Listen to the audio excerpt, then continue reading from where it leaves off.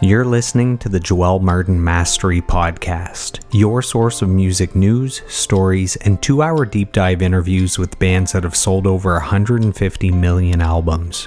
If you've been enjoying the podcast, please take a moment to subscribe, like, comment, and share. Now let's dive in to today's episode.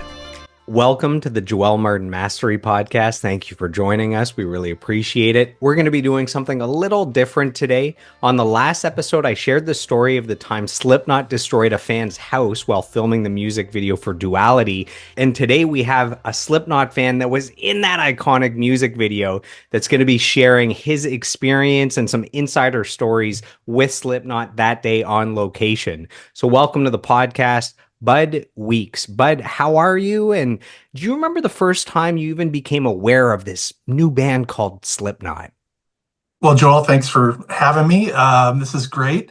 Yeah, the first time I ever heard of them, well, I'm from Iowa, and there were rumblings around that there was this amazing band that was so heavy and so of the culture, and people were really digging their sound, and they were called Slipknot, and we're like, that's kind of a weird name, but okay, that's interesting. And so it definitely around my circles of friends and such, and especially when I first started tattooing, because I'm a tattooer, around 2001 is when I kind of was first getting into them. And but we'd heard about them. They won like a local battle of the bands, and it was kind of the talk of the town. And I actually didn't even live in Des Moines. I lived a half hour away. So that had traveled. And so they were always interesting. And as I became a tattooer, and I started listening to them more, and they were always around. It was almost like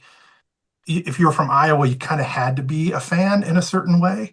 Of course, they had their haters, but they were so undeniable and being so different for the time.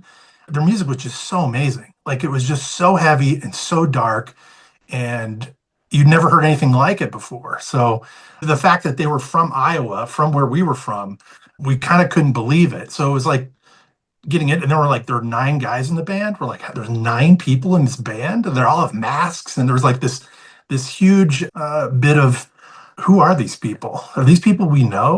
Like, it was kind of strange. But that's originally how I kind of got into them. It was just through word of mouth with friends and such. But So I became aware of the band in 1999. They released their major label debut self-titled album on Roadrunner Records, and Wait and Bleed comes out as the debut single, or at least the single that I became aware of. So I became a huge fan. But yeah. I'm thinking back to Iowa, and they're from Des Moines, Iowa. So that's the major label debut album. But before that, they had like an independent album or demo, and Corey Yeah. Taylor wasn't even the singer. Mate, Feed, Kill, Repeat was the name of the album. I had that. I got that album after I was like a bootleg that I got from somebody after I was already into the band. And I wish I could listen to it again. I'm sure there's ways to listen to it, but it was like metal infused with jazz, right? There was like horns and saxophone, and it was really interesting. It was really interesting. And the way I understand the story, and I could be wrong, internet folk, but the way I understand is that they were at the Battle of the Bands that I spoke of, and it was Stone Sour and Slipknot. And I believe Stone Sour won, and Slipknot had the old singer guy. And Stone Sour, of course, was fronted by the one and only Corey Taylor, right? And Slipknot lost, but they were like, something with this Corey Taylor guy. So then, the way I understand it, they kind of recruited him into Slipknot, and then that's when the music really changed and the sound changed, and that's the sound that we kind of loved. Now, the Mate, Feed, Kill, Repeat album with the other singer, I mean, it's great, but I don't know if it would have gotten. It was so different that I don't think it would have got picked up by mainstream music media or by fans that much. I don't know. You ended up in the music video for Duality in 2004. We're going to dive into that. That's the chunk of this interview. But you actually saw them live a few years before that, right? After the Iowa album? Yeah, the Iowa album is when I really became a fan. That was, like I said, right around 2001. I won tickets from 103.3 in Des Shout Moines. out. Shout out to one. I think they're still around. I'm not sure. But I got tickets. I called in with a question or something, answered a question, and won tickets and went. And I think it was in Cedar Rapids. It was the Big Day Off tour, or Big Day Off, they called it, from the Ozfest tour. And I think they were in Illinois the day before. And Iowa kind of gets a little bit of that, kind of residuals, if you will, from some of the big touring acts. And then they would come to Iowa for a day or, whatever. So I went to go see him, and I took a friend who wasn't a Slipknot fan, but he's like, I'll go. And we had such an amazing time. It was surreal. I mean, not to get all dramatic and weird about it, but it was a very surreal situation. I mean, this was like, right off the Iowa album. So you had Corey Taylor with the dread mask, and people running around. Sid was jumping off of risers and screaming, and they're hitting things. It was like nothing you'd ever seen And that before. might even be their heaviest album in Oh, a man, so discography of heavy albums. right. I mean, I would somewhat disagree only because I think their self-titled album is just so heavy. But you're right. I mean, they were definitely leaning into it. They're like, okay, self-titled went really well. Let's go with that same sound for Iowa. And yeah, I mean, so many hits, like 555 666. The Just so Heretic many. Anthem.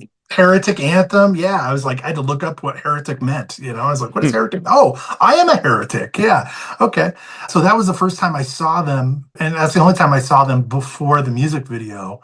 So that was surreal. That whole day was surreal. But that was surreal to be in that house with them, after just seeing them a few years, like that was 2004. So 2001. So like 3 years before, seeing them in a huge, auditorium. And yeah, it was wild.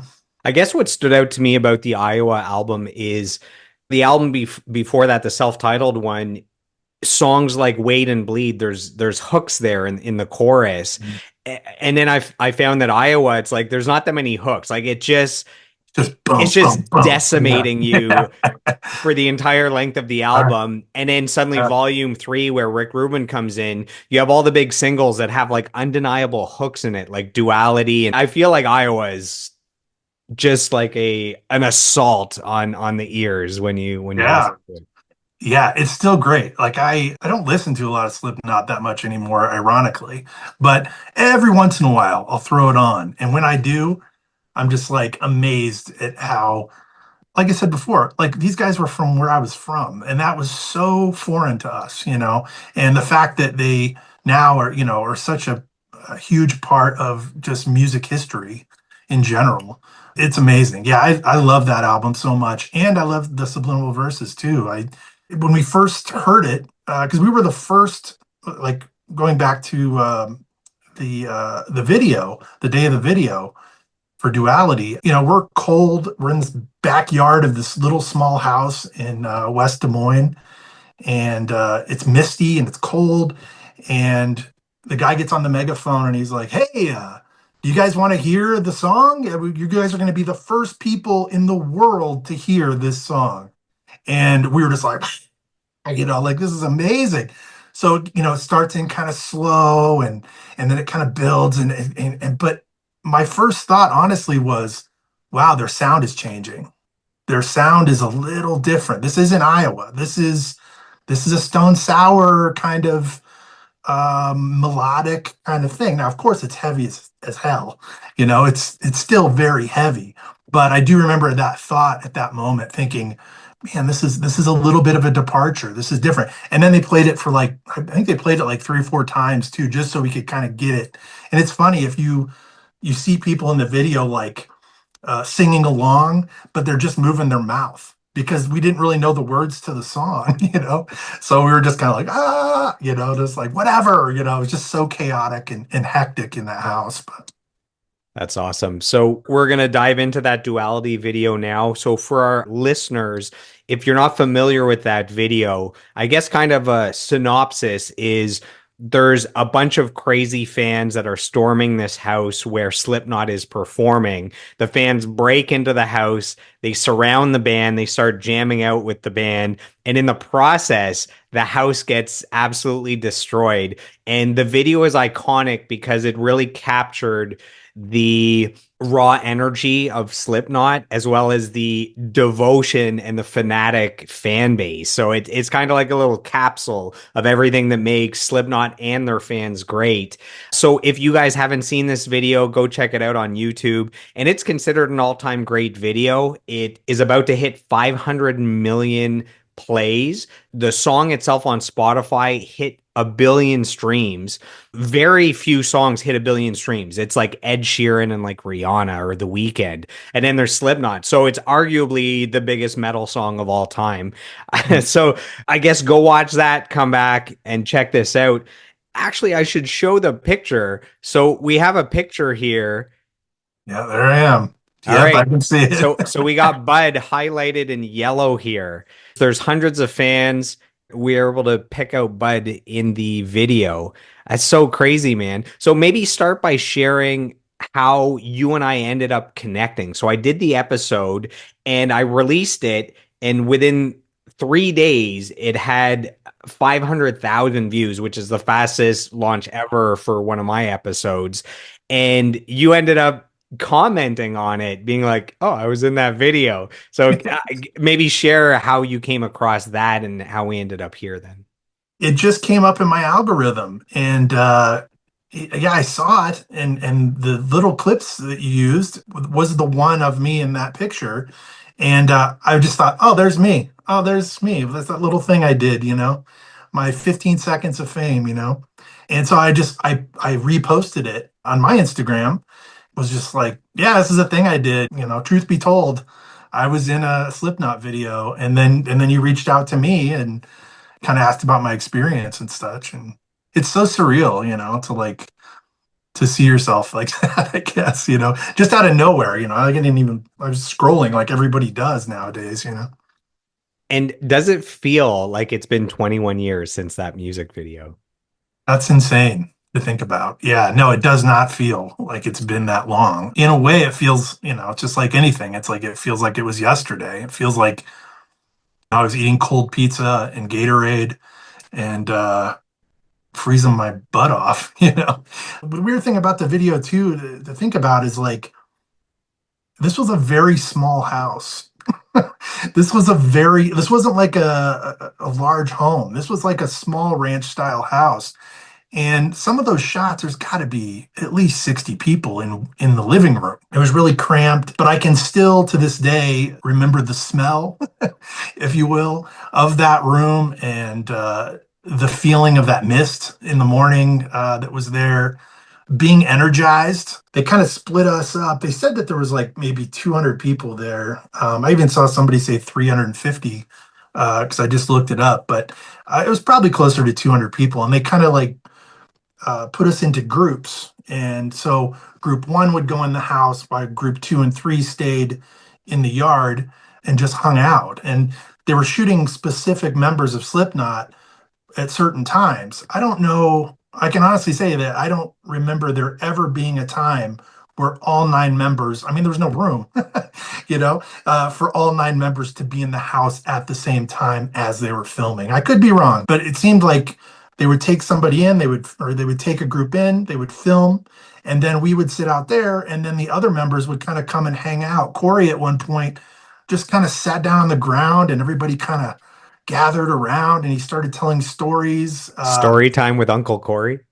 Yeah, it was story time with Uncle Corey. Yeah, talking about touring and the album, and thanking us for being there, and how important the fans are. I mean, that guy's a real dude. I mean, a real amazing dude. He's very much a real kind of person. I'm sure he gets labeled the rock star thing all the time, but in that moment and what I witnessed was a man being real. And a lot of the other members were like that too. Were they in mask the entire video, or are they just hanging out? I back at, now you see all the members, they're all famous, they have side projects, everyone knows who they are, what they look like. But for several albums, it's like you never saw them outside of those masks. Yeah, yeah, it was interesting because up until that point, I remember this like I said, like it was yesterday, getting on the new, the new internet, if you will, and seeing pictures and looking up like Slipknot unmasked, and then there'd be these really grainy photos that somebody took at backstage of these people. And I'm being like, is that the guy? And that doesn't really look like him, like that's not how I imagined Mick to look like, And so that day of the shoot, it was interesting. I saw Chris Fain. I saw him later that day as I was leaving, actually, and he had his mask off and he was sweating and he was just, he had black all over his face. And I remember looking at him and going, "Oh, that's the guy from the internet. That is really what he looks like, Because like you said, up to that point, we had no idea.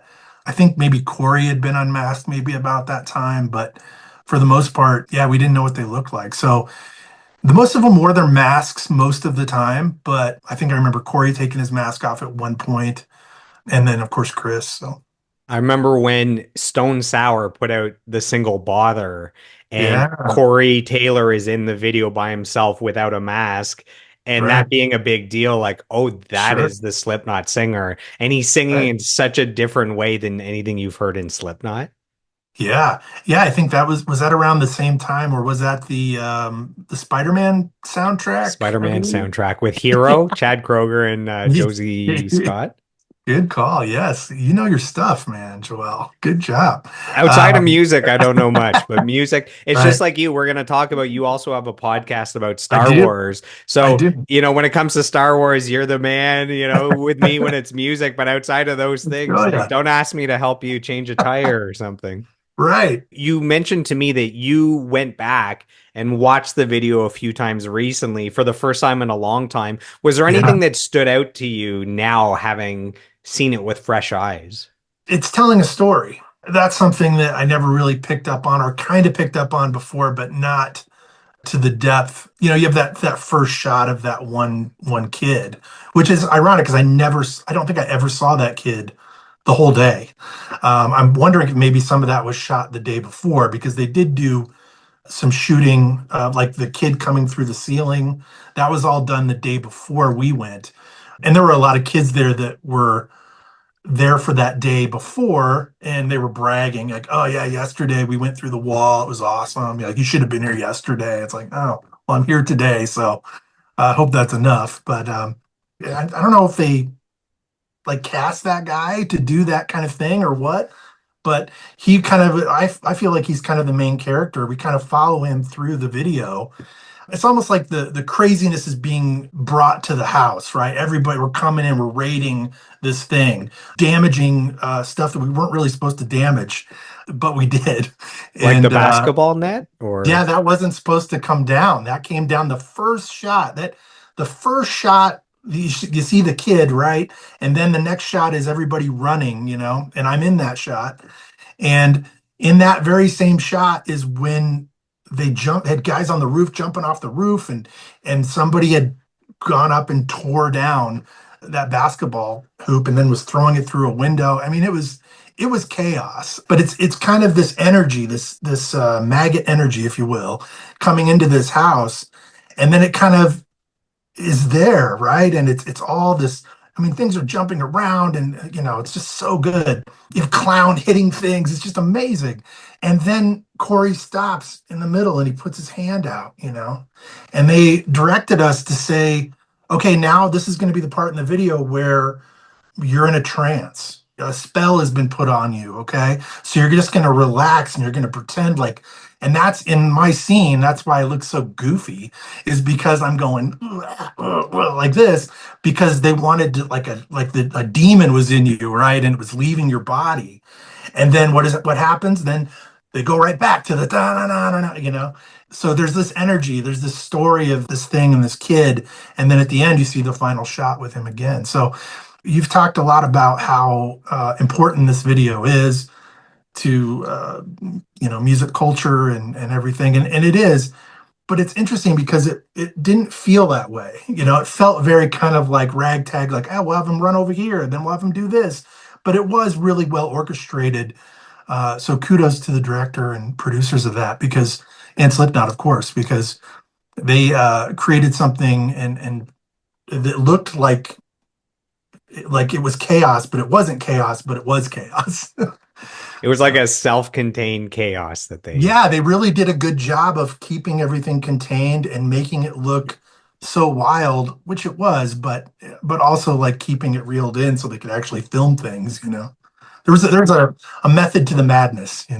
How did you originally find out that they were going to be filming a music video in Des Moines, Iowa? Well, it's interesting because I don't exactly remember. I do remember having conversations with friends and being like, and I do remember somebody saying something like, "Did you hear that Slipknot is filming here in town and they're looking for extras?" And I want to say that there was an ad in the paper, but I believe maybe it was just on the internet I saw it. But what my experience was, we were meeting at a hotel a few days before to register to be in it. And basically, I think they just kind of looked at you and went, okay, and then they, He looks like a maggot. He looks like a yeah, Slipknot fan. yeah, he's got a bunch of tattoos. And I think I probably had more tattoos than anybody at the shoot. I was pretty well covered at that time, even. So then I went there and they said, okay, you're going to meet at this high school. As a high school, like at 5 in the morning, right? So it's still dark out. And then we're going to bus you to the location. So that's how I kind of found out about it. And then, of course, went, 3 days later or a few days later, and they fed us at this, like in the lunch hall of this high school. And then they bust us, and it was only like 10 minutes away, but they bust us there. And then we kind of everybody kind of walked on, like, what is this? Like, this is crazy. It's just a regular little house. Did you go to that shoot alone, or did you have any friends that went? Or once you got there, did you know anybody? You said you lived about 30 minutes away from there. Yeah. Well, that time I actually lived in Des Moines. I'm from a little town outside of Des Moines called Newton. That's about a half hour away. But this time I actually lived there. But no, I didn't. I don't know. No, I just didn't have anybody that was going to go do it. I was the weird one, I guess, that was like, I'm going to go to this thing. I'm going to be in the video, of course. But when I got there, I didn't know anyone. I mean, I talked to people here and there. I actually talked to kind of the word as the day went on was that there was this one fan who had traveled all the way from England to be in the video. And he's actually in the video too. If you see, he's right around Joey's kit. He's got glasses, and he's actually one of the ones that when he's singing, you can't tell what he's saying. But because Corey's got him like right by the head there, and they're doing a really serious thing, with the singing. But yeah, that guy, the way I understood it, and of course I didn't know then what was going on with him, but Corey took him in and like hung out with him and gave him a place to stay, took him around, showed him things, met people, and was actually kind of like another, once again, a true testament to that guy of Corey Taylor, man, like to take care of somebody he didn't know. I think Slipknot just has some of the most loyal fans. And I think that the band really knows that. I think a lot of bands say that, right? Like, we love our fans, they're so great. But they don't really ever show it, or they don't have the opportunity to show it. And it seems like this band, Slipknot, every time they've had the opportunity to show their fans how much they love them and how grateful they are, because they wouldn't be where they're at without their fans. Slipknot is by far, I mean, it's the only band that comes to mind that is so into it. You actually have a personal Corey Taylor story, don't you? That something Yeah, happened. Was it the day before the video shoot? sure. So I worked at a shop on the east side of Des Moines, and I was friends with some of the other shops. And there was a shop called Sacred Skin, and Earl Restless Ramey, he's still out there. Shout out to Earl.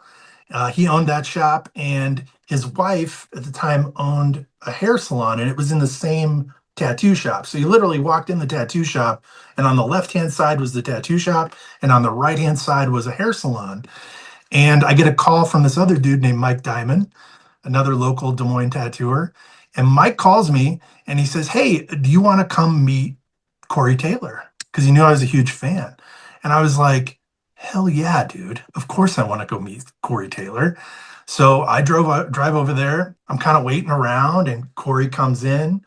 That famous hair that he has in that video, the red and the purple, I got to hang out while he was getting his hair done. While he was getting it all colored and everything and talking. And he was so nice and so cool. I was super nervous, but we made that connection, you know. And then the next day, And you already um, knew at that point that you were going to be in the music video? yeah, I actually even said that to him. I was like, "Hey, man, I'm going to see you tomorrow. Like, I'm going to be at this thing. I'm going to go to this. I'm going to be at this video shoot you're doing. It's amazing." So he's like, "Oh, great. Yeah, we'll see you there." You know, the next day at the shoot, he saw me and said, "Hey, you made it." You know, and I was like, "Yeah, Corey Taylor, I made it. Yeah, I'm here." You know, You have to use his uh, full name, right? Like yeah, he's royalty. I mean, I just felt like there's only one thing you can do. You just can't call him Corey. I don't know him that well, you know. But then, you know, fast forward after the shoot, it must have been about a year later. I was sitting at a bar that Corey likes. I know he likes that bar. It's called House of Bricks. And anyway, so I'm there and I see Corey Taylor walk in the door, and I'm like, "Holy shit, there's Corey Taylor. Oh my God, this is amazing. I wonder if he'll remember me, you know?"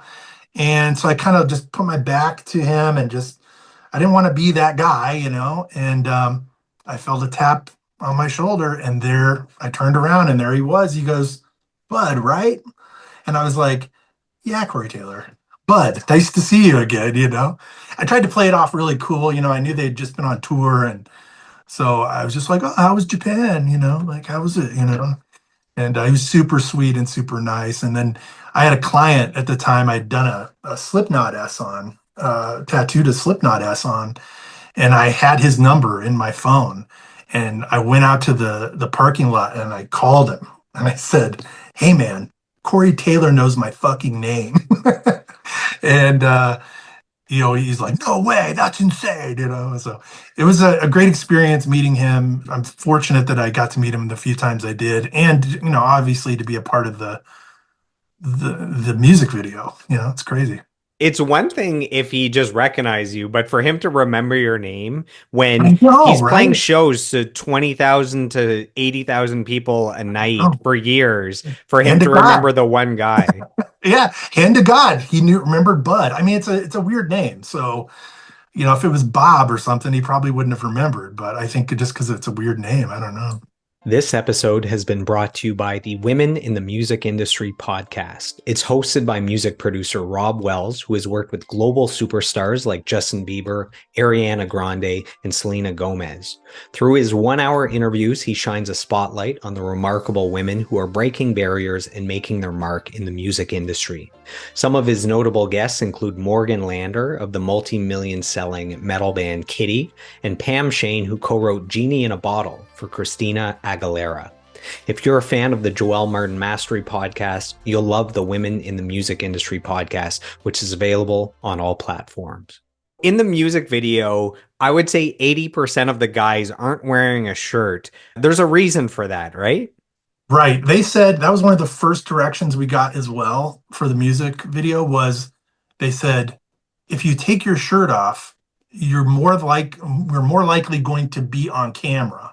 So everybody took their shirt off, you know, that could anyway. And that's why you see so many shirtless dudes is because they said you're more likely, and they were right. I mean, you know, it's very true. Were there any other instructions like look crazy, look like a zombie, scream? What were they giving you as far as direction? Direction was pretty much like, all right, this group is going to go through the window. At one point, we went through the window. You see the guy with a beanie as well, which for a time when I first saw the video 20 years ago, I was like, there I am, you know, but that's not me. But he has a beanie hat. He's shirtless and much more svelte than I am. But he goes through the window, and we were right there too. I mean, I bet probably at least 10 or 12 kids went through the window. So, you know, when I watch it now, I'm like, I was right there. You know, there's another moment with Jim Root where, and that was what was so great too, man. Like in between takes and stuff, you're not just headbanging and listening to the music. You're just literally standing there waiting for the next cue.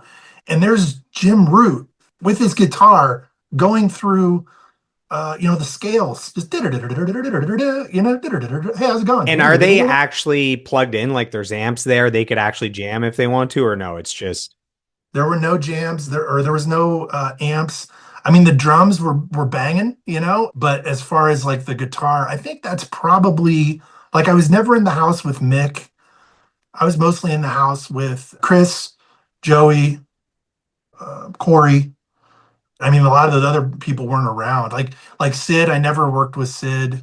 Like he was never in the house when I was in the house, whatever. But the energy of that, though, like even though the music wasn't being played through like a really amazing system, like we were listening to kind of a crappy version of the song in that house, but man, it felt like we were on stage with them. they had speakers set up blasting Duality for everyone, or Yeah, and I don't think it was like really blasted. I think it was just, I mean, if my memory serves me, I don't remember it being like a really loud musical thing. It was just kind of being played and they were doing the thing. And I get, of course, that's all done in post, I guess, with making everything link up and sound good. But yeah, I remember hearing it through like a PA system. Like I said earlier, like when they first play, like here's the song, nobody's ever heard it before, and it was through a PA system, so it didn't sound very good at all. most of the people in the video are wearing black. There's a shot where there's like one nerdy guy in a pink button-up shirt that stands out, and then near It's, the end, in the shot where the guy has the white gas mask and you're beside him, there's yeah, a yeah, there's a girl wearing red. So the interesting. the question is, did they tell people in advance to wear black, or is that just what metalheads wear? And then number two is with the girl at the end. I think there's like maybe two girls that I see in the entire video with 200 people. Yeah, I think that was because there was only two girls there. There was so many men. So many. Yeah, I don't remember a lot of girls being there. I could be wrong, but I want to say that they had said something about wearing black, or wearing shirts or wearing clothing that didn't have logos and stuff on them. I think they even said maybe you could wear a Slipknot shirt or another black shirt that didn't, not another band or something. I do remember something like that, but it's been 20 years. I don't really remember, but You mentioned a scene where they take the basketball net that was broken off and they smash through a window, and then yeah, say 12 people go through the window. right. It's funny, over the years, with how popular the video is and how many Slipknot fans there are, you hear theories about certain things in the Really? video. Is it true that the windows, they installed fake windows that were made of like sugar or something so that when someone breaks through it, there's no chance they're going to hurt themselves? That's totally true. And we were told that, I want to say we were told that before we went through I mean, obviously going through a glass window, they're like, we're going to have to call the paramedics if this happens. So I do remember them talking about how the glass was sugar or, was breakaway glass or whatever that wouldn't hurt you. It's crazy how good that looks. Like they must know that, oh, sugar actually breaks in the same way that glass breaks. Yeah, yeah, it's interesting. And another like movie magic thing of it, I think, is and I'd never really been on a set before. So they had these huge lights that were producing what looked like sunlight.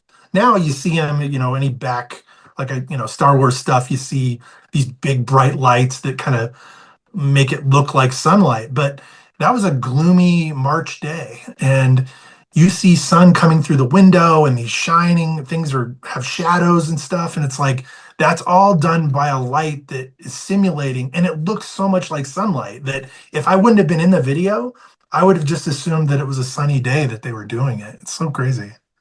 So, from my research, this is what I came up with, and I don't know if it's true. Instead of Slipknot renting out an actual sound stage to make a music video, they found a Slipknot fan that had a home and that it was actually already for sale. So it was empty already. It was for sale. Instead of selling it right away, they give permission to Slipknot to do whatever they want if they need to destroy some things.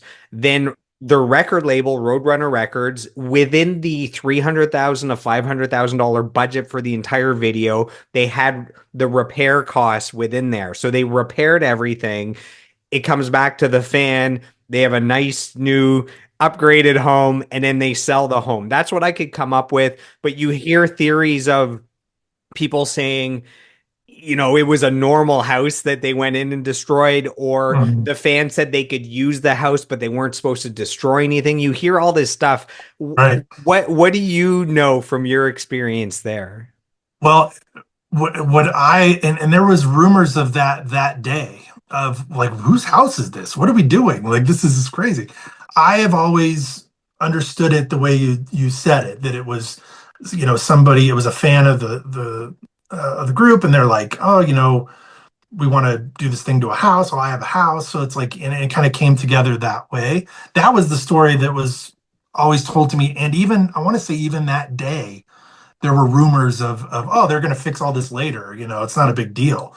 We were instructed to, except for the going through the window thing, we were kind of instructed, as I remember, to not destroy anything. But they had done a lot of that the day before, like I'd said before, like the guy coming through the ceiling and things Through the breaking walls. and shit. Yeah, exactly, through the walls and such. So that was all done the day before. So we were the B crew. So it was like, hey, don't mess up anything, The B crew is the Be Gentle crew.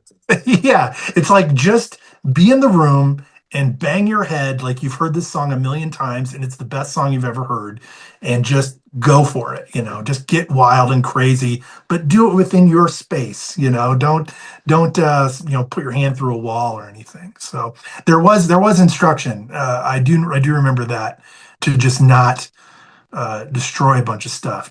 Now, there's rumors, and I think it probably did happen that day, where people took it a little too far and did destroy some stuff. And I think, like I said, I don't think the basketball hoop was supposed to come down, but There yeah, I were think. there were rumors that the car in the video wasn't supposed to get I destroyed, know. and you see people jump down on it. Do you know if that was something that got Right. I damaged? don't rem I don't remember. I know the car got damaged.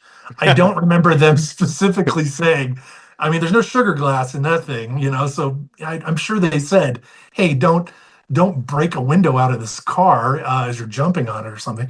But I do remember the guy jumping off the roof or something. I remember that kind of being, I don't know if the guy said I could jump off the roof, and the director was like, "Oh yeah, jump off the roof," or it was something like that. It was like in the moment, very much in the moment. And now that I think about it, I want to say there's a possibility that they said don't jump on the car or something, and they did. And it's kind of coming back a little bit, but yeah, I do remember something about the car, and I remember when we walked back there for the first time, and we saw the car there. I was like, wow, that's weird. There's a really demolished car back here. What's going on? This is going to be weird. And then, of course, the spray paint on the garage door. The lyrics, the Yeah, you lyrics of the cannot song. kill what you did not create.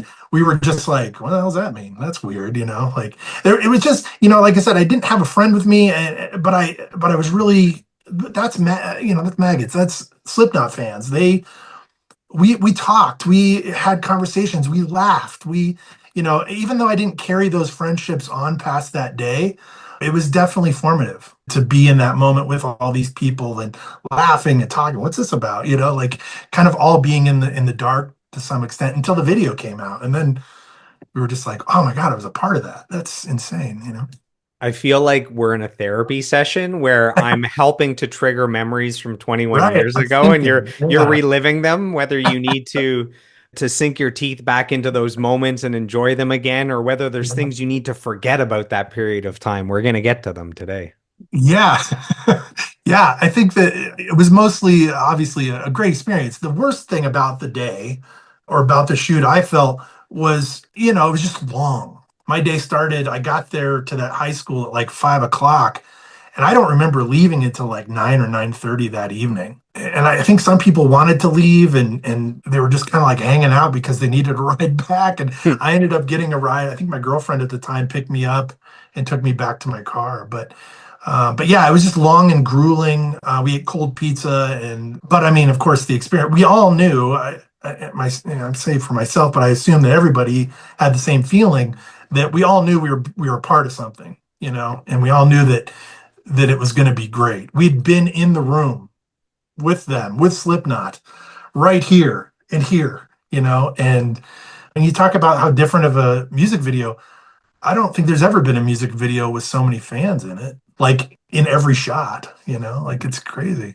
Have you seen that house since then? Like, is it like a nice Oh, modern wow. looking house? And you're like, how is that the Slipknot Duality house? I have not. I don't make it back. I live in Santa Fe, New Mexico now. I've moved from the Midwest and I don't get back to Des Moines that often. But with this whole situation of talking with you and kind of reliving some of these thoughts, I had the idea the other day. I was like, man, I want to go see that house. I do remember a few years later just being in that neighborhood and being like, hey, the Slipknot house is over here, and driving by it and being like, wow, it just looks like a regular house. I wonder if that guy actually sold it for a higher price because there was the story attached to it now. These are all things we need to check out online. See if maybe there's pictures. There's got to be a Slipknot fan from Des Moines that's gone since then and just taken some pictures at the house. Right. Yeah. I mean, it's just like it reminds me, I'm really close to Albuquerque. I'm about an hour away from Albuquerque, New Mexico. And the big thing there is Walter White's house, right? And With it's the like this, pizza that they throw on yeah, the the roof. pizza. Now the lady lives there. Now she's selling the house. They put up these big fences and put up a sign that said, please, people live here. It's like, I understand, but you bought the Walter White house. Like, what were you expecting? Like, they should make it like A a historic site. tourist trap, like sell t-shirts, like have a pizza made and have it just put on the roof, like permanently, like a wooden pizza or something. I don't know. You saw Slipknot in concert all the way back in 2001, but then you saw them not that long ago in Albuquerque. I did. I saw them maybe 2 years ago. They were touring. I hadn't seen them in probably 15 years, because you would see them around Des Moines, you would go to the grocery store, you would go to the mall and be like, oh, there's Clown. Clown's just hanging out with his kids. And I always was really respectful because I would see sometimes people come up to them and kind of bother them a little bit. And it's like, I don't want to be that guy. I just want to be like, just shoot him a look like, hey, I know who you are, man. You rule. So I did get to see him a few years ago, and we were really far back. They put on an amazing show. I mean, for as long as they've been doing it, they still bring it every single time. It was great. I had a great time. I don't really follow them that much anymore, honestly, and haven't for quite a while, but everything they played was amazing. 555 666 was on these huge monitors and they were just, blaring with fire, and it was amazing and a bit surreal too because, I'm back there. There's, thousands of people out there. And then to think, man, I was in the living room with these guys. Like I had a personal kind of thing with them a bit, being Corey in this. Taylor knows my name, Corey man. Taylor knows my name. Oh man, yeah, it was wild. So I saw Slipknot probably between 10 and 15 years ago at a festival with Five Finger Death Punch. They were awesome. Okay, And cool. then I saw Corey Taylor with Stone Sour at a festival in Toronto maybe 8 years ago, and they were playing with Disturbed, Avenged Sevenfold, Hailstorm. It was a big festival. And then you said you saw Slipknot about 2 years ago, and that's when I saw them last here in Ottawa, and it was Cypress Hill opening. So I'm assuming maybe it's the same tour. And what's funny is Cypress Hill is two guys, and one guy couldn't get across the Canadian border. You know, Cypress Hill is known for weed, Yeah. right? Oh And even yeah, though sure. that's legal here, I'm sure maybe there's a criminal record back in the day. So only Didn't get 50% across. of Cypress Hill performed before Slipknot when I saw them in Ottawa. Oh, that's amazing. See, that's a part of history. You're a part of history there. That's what's so great about going to shows and seeing live music and in a world of AI, right? Where everything can be generated in front of us.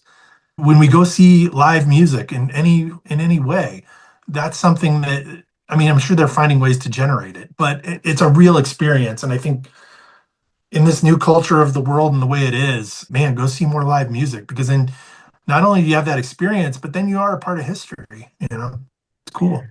So I was recently at a Korn and Gojira concert, and you made Gojira is so good. yeah, you commented on the Korn video saying, "Man, it looks like Korn put on a great show." You actually have a Korn story as well. Yeah. This was probably right around the time of the music video. So we're talking like around 2004. My roommate was also I worked with him at the tattoo shop. He was a tattooer, but he was also a DJ for a strip club. And so I would just go there. I didn't have a car for a time. And so I would just kind of get dropped off there and then he would take me home later. So I hung out at the strip club, quite a bit. One day, Paul Gray from Slipknot and Fieldy from Korn and a couple other dudes all walked into the strip club, and I was introduced. My friend, hey, Fieldy, this is Bud. He's a tattooer or whatever, and he's very nice and cordial. And we talked a little bit. I don't even remember what we talked about. There's a bunch of people around, and once again, I didn't want to bother, like I didn't want to be like, hey, freak on a leash. Oh my God, it's so amazing. I didn't want to be that guy. But inside, I'm that guy, but you just got to be cool, whatever. And so I was talking with the, girls and whatever, and kind of a similar thing. I felt like a tap on my shoulder, and I turn around, and Fieldy is there, and he goes, "Hey, man, we're going to take off. I just wanted to say it was nice meeting you." I was like, "Yeah, it was nice meeting you. Holy shit," like it was amazing too, and that's it. That was it. It was just a very small little short interaction, but once again, a real dude, man. So before we wrap up, I want to give your podcast a little shout out. So I'm a huge Yeah. Star Wars fan. If we have Oh, if we have any Star Wars fans listening to this episode, what can okay. you tell them about your podcast to be able to go check it out? Sure. Well, it's called the Dorkside Cantina podcast. It's basically me talking with huge Star Wars fans about their fandom, what got them into Star Wars. But I've also had some special guests as well. Tate Fletcher, who is he played Paz Vizsla in The Mandalorian, the Blue Gunner Mandalorian. He's been on the show. I've done some live events, which were really fun and challenging recently with the Jean Cocteau Theater, where we did a live podcast, and then we did a screening of a Star Wars movie. We did the whole trilogy in the last like 6 months. Yeah, it's fun time. I tell people now, like it kind of started off as me kind of just oh, this episode of The Mandalorian just came out. Let's talk about it. And now it's kind of been more kind of geared towards people in their fandom and people that have actually worked on Star Wars. So I've been really fortunate, which is something I didn't even ever think would happen in my podcast career, to actually have people that worked on Star Wars and get to do what you're doing with this music, get to talk about the behind the scenes and their experiences and stuff like that. So it's a fun Star Wars. I do cuss in it quite a bit, but it's a lot of fun. And yeah, Dorkside Cantina podcast. You can find me on Instagram, Dorkside Cantina podcast, and my Instagram is also Bud Wizzo. That's where all my tattoo stuff is. And I would love to do a Slipknot tattoo. I have not done a Slipknot tattoo in probably 20 years.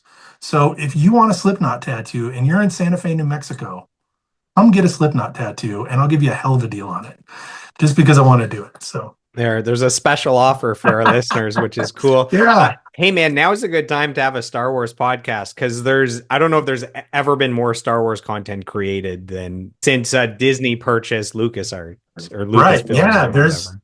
there's been a lot to talk about. It's interesting because in some of the earlier episodes, I would kind of trash a bit the sequel trilogy, kind of the newer movies that have come out.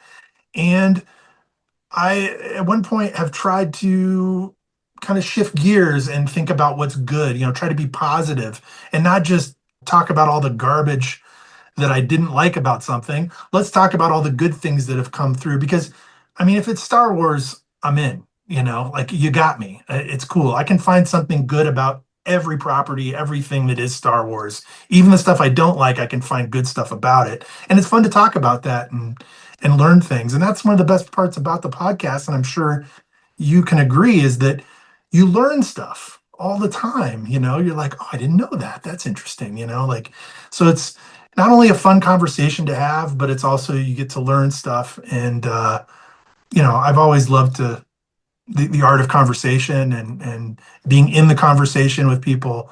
It's been fun being in the conversation with you, man. Thank you. And Yeah, I thought that yeah. the first of the new trilogy, that's The Force Awakens, right? Right. So Yeah. I thought that was great when it came out, I and loved it. I think the Yeah. reviews were great as well. It fell off a little with the two sequels after that. Yeah, they didn't have a really good plan, it seems. They wanted to reintroduce all these things. Disney had just bought it for, I think, $3 billion, which was a steal. And they, wanted to get some money back and really kind of breathe some life into this thing in a different way, take it from a different way. That's with Kathleen Kennedy being the head of Lucasfilm, and taking it in a direction of like, let's make some movies, let's create some characters, let's start fresh, let's kill everybody who was ever in it before. Let's get rid of Han Solo, let's get rid of Luke, let's get rid of Leia. Leia, and let's kind of have this fresh start, which on paper looks good, but they just didn't think far enough ahead, in my opinion. By the time you get to Rise of Skywalker, like I said, I did a whole show where we went through the sequel trilogy, movie by movie, Force Awakens, Last Jedi, and Rise of Skywalker, and just talked about the good things. But by the time you get to Rise of Skywalker, it's not a lot. There's not a lot of good stuff in there. There just wasn't enough story there. They just didn't think ahead. I mean, it's obvious that they didn't think ahead because nothing really kind of matches and it's a little off each time. It's important to have a good story for your $1 billion franchise, I would You would think. think, you would think, you would think. And it doesn't have to always be fan service. Like, oh, we put in, this droid because, it's R2D2. Everybody knows R2D2, and that's why we did it. You have to have a story that kind of is cohesive and kind of hits all the marks, but also is respectful of what came before it. And I just don't think a lot of it is very respectful for those characters and such. And I honestly think that if you want to watch a good trilogy, since Disney has bought it, go watch Andor season one, go watch Andor season two, and then go watch the movie Rogue One. And that's really the best trilogy that's come out since Disney has occupied it, as I like to say. So, final question. If this interview goes out and members of Slipknot end up watching it, so I have Jim Root on Facebook, so this could happen. Okay. If the members see this Right. and they see that you've been a fan and they hear you praising them as great guys, is there anything you'd like to say to the members of Slipknot if they do end up seeing this video? Oh, wow. Wow. Well, I guess it would be thank you. It would honestly be a bit of gratitude. Thank you guys for finding your creative, what makes you so creative and expressing yourself and having the drive to create and create art and then share it with everyone. I'm an artist too, and I try to share my expression with people. The fact that they have touched so many, you guys, I'll say to them, all right, you guys have touched so many people and changed lives, really. Thank you for everything you've given us. And next time I'm in Des Moines, let's hang out. They all still live there, I believe. So as we wrap up, I just want to take a moment to thank you for providing insight about the music video, some behind the scenes stories for the Slipknot fans to get some little extra content they might not be familiar with. So man, it's been a lot of fun. And Bud, thank you so much for your time. I really appreciate it. Thank you so much. I've been really going down the rabbit hole and looking at what you do, and you're really doing something great here. And thank you for letting me be a part of it, Joel. It's been a real privilege and an honor. So thank you. Hey, you're very welcome. Thank you for the kind words. So to the Slipknot fans, to the Bud fans, to the podcast fans, thanks for tuning in, and we'll see you on the next episode. If you've enjoyed today's episode, please take a moment to subscribe, like, comment, and share. Who would you like me to feature next for a 2-hour deep dive interview? You can let me know in the comments. You can also send me an email at joelmartinmastery@gmail.com, or you can reach out to me on all social media platforms at joelmartinmastery. So I am done. I am complete. I approve this message, and I'll see you on the next episode.